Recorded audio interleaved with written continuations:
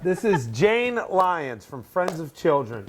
For those of you who don't know or seeing this for the first time saying, what the heck are we doing here?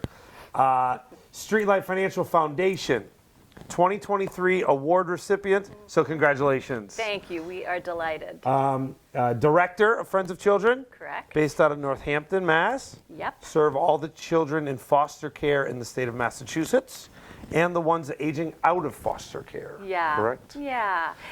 Yes. So tell us about the program. Our board selected you, so obviously an impressive group. Yeah. Our board's an impressive group of people. Tell us a little bit more about the program. Sure. So Friends of Children, I like to think of it as the umbrella organization for all the programs, because we have several. Okay. And we've been around for 33 years as Wow. an independent child advocacy organization. How long have you been with the program? 33 years. 33 years? I haven't been the director that long. Oh, no. okay, okay. So we have a motto at Friends of Children called Truth, Action, Change. And it applies to the well-being of kids and their families through every service we offer. So we feel like we need to speak the truth about what a child needs at any point in time in order to create the kind of change that would benefit them for the future. Wow. In our program, there I am saying program using your lingo now, we serve probably around 200 children and young adults every year. Wow. And these are all kids and families and individuals who've been impacted by involvement in the foster care system at some point during their lives. Okay, okay. Yeah. So not everybody you serve may be in a foster home now, but maybe aged out or just or making that transition out of foster care or something out of foster care or in some kind of out-of-home placement. Yeah, okay. That's heavy work. So, so we know how long you've been with the organization. How long have you been the director for? So 30 years. 30 years. Not all 33 years, but 30 of the 33 30 years. swell years. Yeah, I'm very lucky. I get to do what I love. It's important work. So tell me about the work. So, like for those who are just hearing about your program, maybe a story or two that to illustrate the impact that you guys make in Sure, I think Massachusetts. it depends on which part of us you're talking about. Aaron, I think that one of the things that's really important is that people understand who kids are who come into the child welfare system. Yep. They're most often kids who have been deemed to have been abused or neglected in their families, who the state feels that they cannot stay safely in their homes. But we all have the common goal. The Department of Children and Families is the state's child welfare agency, and Friends of Children have the goal that children should be with their families. And we want to support that as often as possible. What we know, though, however, is that some kids don't go home, they don't get adopted, and they age out at age 18 or some sign on voluntarily longer. And they fall into this chasm. It's heartbreaking. They fall into this sort of unsupported what do they do now? well. They become homeless. They are often early parents, unprepared parents. They are impoverished. And even the young people who strive, that we have in our program, in our focus program, who strive to be more independent, need the support and skills to do it. In the United States, the average age, you have young children? Yeah, 8 and 5. There you are. Well, listen to this one, and you're in the right place to plan ahead at Streetlight. But the age in America for kids to leave home now is 29, to be independent. Independent. And these kids are done with foster care in our state at 18. And then, so they have trauma histories. They have trauma histories. Let me tell you about one young person that we have helped. She is a young person with her own disrupted history. Entered foster care, went into group homes, residential treatment, other things. Very, very vulnerable person. She had the bright young woman, had the wherewithal to apply to college, got support from the state to do that, signed on voluntarily with the department to help support her through that.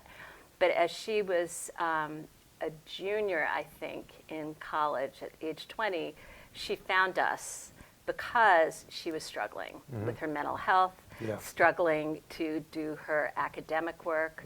We recruit and train volunteers to be mentors for young adults in our focus program. Yeah. And she was matched with a woman named Deb, who has now become her lifelong connection and relationship. Wow. So Deb works for your program, or Yeah, she she volunteer? volunteers. She's a volunteer. Yep. Okay.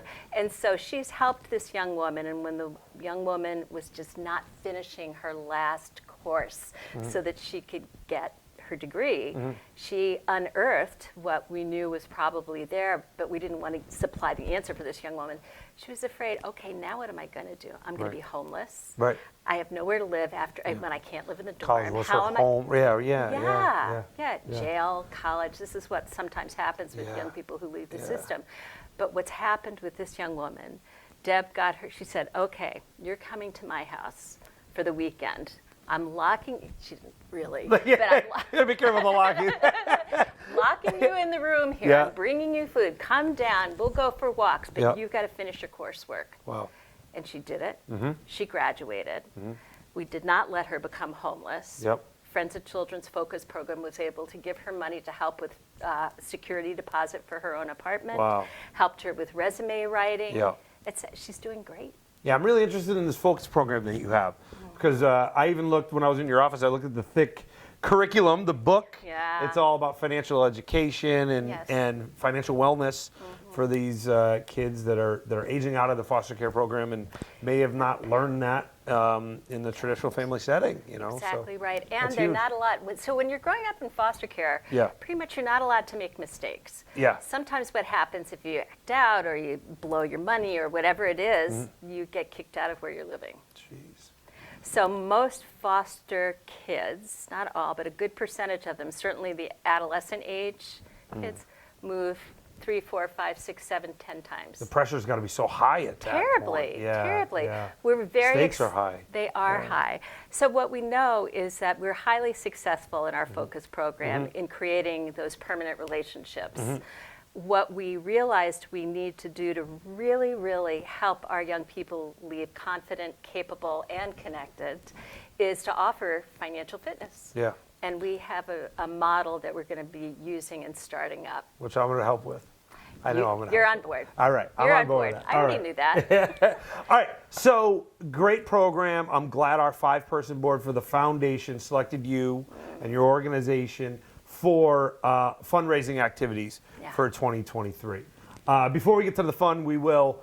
One thing that rings, and I always kind of, this is the one thing that goes into my mind is I want to dispel any issues, problems, or conflicts because you're an organization and they have a state department of families and children. Children and families, That's a state organization. So how do you not rub like in conflict and butt heads because you're kind of advocating for what they don't have or not funded for? How does that work? Like, how do you? It's challenging on Yeah. both sides, I think. Yeah. The best is when, look, we're not here to always point a bony finger at the state's child welfare agency, Department of Children and Families, Yeah. and we're a nonprofit organization, 2 different entities. Right.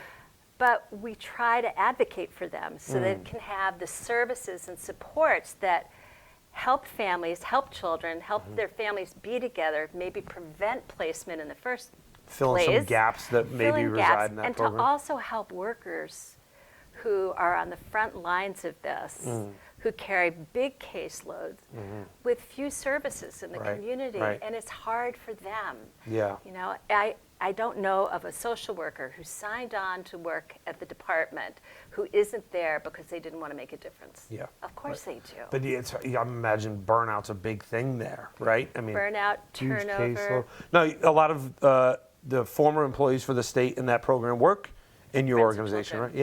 Yeah. Yep. Yeah, that makes sense. So, all right, to the fun. Thank you. It's a great organization. I'm looking forward to raising funds We are too. for your effort. Okay, so let's talk pickleball. I've never seen pickleball be You've been played. passing her ping, ping. Yeah, no, I've never played. I've never seen it play live. My mom plays all the time. So, and I know like everybody knows somebody that's a raging pickleball fanatic at Yes, this point. yep. So June 24th, Yep. we're gonna have a pickleball event. Yes. We're gonna have like a bracket play for competitive, then other Another segment of the tournament will be don't keep score. Guaranteed 3 games, play for 15 minutes, have a good time. But we want everybody to come out and join. I've already talked about corporate sponsors. I've already talked about an event. We're getting our logo made for the event. I'm really looking forward to it. June 24th at Holyoke Community College. Awesome. What else can I say about the pickleball event? You've already got the word out quite a bit. Oh, yeah, we've already contacted hundreds of people. Yeah. I have friends who are nuts about pickleball. Yeah. I have one friend who was, never going to do, couch to whatever.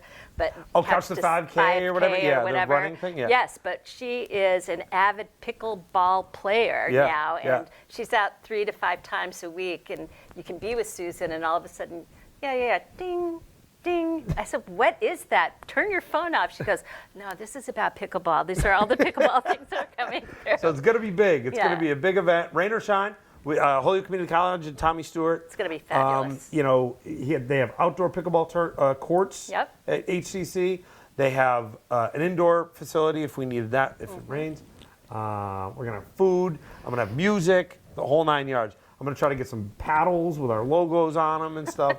It's going to be big, so I'm really looking forward to that. So it's going to be fabulous. So thank you for taking the time to sit on the comfortable couch and have uncomfortable conversations because nobody likes being recorded and filmed. This is huge. I hate it. you did good. I hate it. Have I looked at the camera yet? I don't know. Well, and it's important. I mean, in your partnership, I really want to thank you. You got selected by our foundation, by our board members that voted last October, and then we partnered with an organization, and I'd never met you before. I didn't know how it was going to go, and you asked us questions about what do you think our expected funding will be and things, and I'm like, I don't have any earthly idea. We've never done this before. I have a goal. So, all right, we'll surpass it. It's right on the board of it. But thank you once again for your partnership. Kidding? This has been great. This is so wonderful for us, and Friends of Children is so much about partnering with the community. That's what we do every day to extend our reach, so we're thrilled to be the foundation's first. We did this in one take, people. Thank you. Thank you.